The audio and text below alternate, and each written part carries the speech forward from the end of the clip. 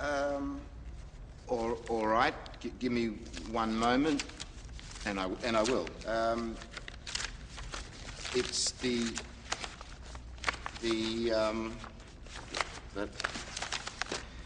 the Constitution of Australia.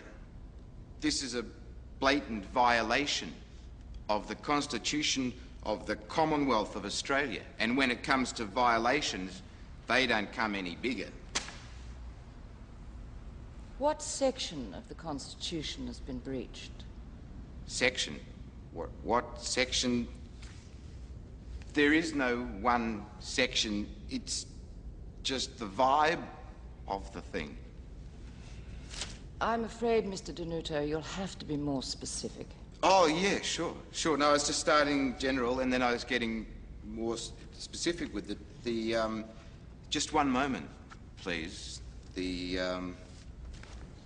Jesus, Darryl, I am sweating here. You're killing them, Dennis. I don't even know Roman numerals.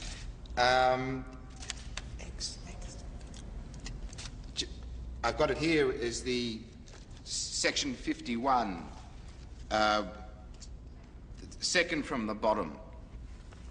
The Parliament shall have power to make laws with respect to copyrights, patents of inventions and designs and trademarks.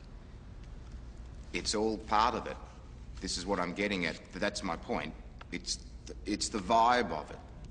All right. In summing up, it's the Constitution, it's Mabo, it's justice, it's law, it's the vibe, and no, that's it. It's the vibe. I rest my case. That was sensational. Counsel for the respondent. Anyway, my specialty as a QC was constitutional law, Australian constitutional law. Now, have you heard of the Tasmanian Dams case? Marbo? Oh, the Aboriginal guy told the government to shut it. That's the one. Anyway, I've had quite a bit to do with these over the years, and I've had a look into your case over the last few days, and I think there's a bit more to it. What do you mean? I think you've got a case. So Dennis was on the right track? Yes. Yeah, I told you that judge had it in for it. I believe there's a section of the Constitution about the government's right to acquire land that hasn't been tested. But Dennis tested it. I think we could test it better. Anyway, I would like to appear on your behalf. Gratis. No fee.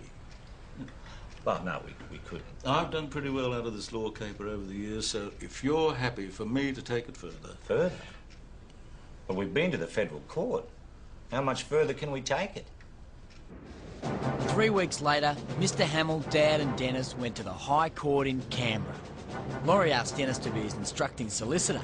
Dennis was stoked, but shitting himself at the same time. I'm shitting myself. Shall we? Let's dig it up. And so Dad, or as he was called by the judge, Darryl John Kerrigan, sat in the High Court of Australia and put his case. Or at least Mr. Hamill did. Dennis was very helpful too. He was passing books around like a librarian. He even learnt Roman numerals, especially for the trip. Paragraph 31. Thank you, Dennis. But Dad reckoned there was no doubt about it. From the moment he stood up, Mr. Hamill was the star of the show. Section 51, paragraph 31.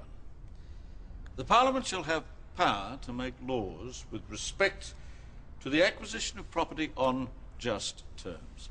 Let's think about those words, on just terms, and how they relate to real people. Your Honour, my client built his home by the law, in full accordance with the law. He doesn't know about the extensions. But does he have the protection of the law? How can the forcible removal of a family, a good family, from their home, have the blessing of our Constitution? How can that be just terms?